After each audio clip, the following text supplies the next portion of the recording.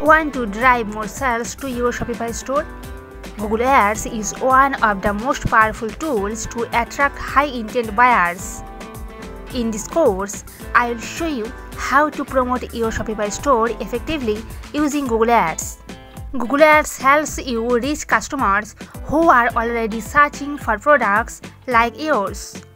With the right strategy, you can drive targeted traffic and increase conversions. First, link your Shopify store to Google Ads and Google Merchant Center. This allows you to run shopping ads, which showcase your products with images and prices directly on Google. Google Shopping ads work best for e-commerce, but don't ignore such ads. They capture buyers actively looking for your products.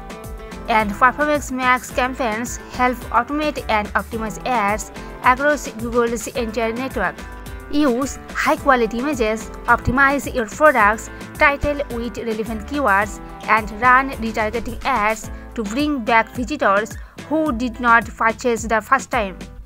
There's a quick rundown on using Google Ads to grow your Shopify store. Want a step-by-step guide? Check out my full online course for expert strategies and insider tips. Link in the description.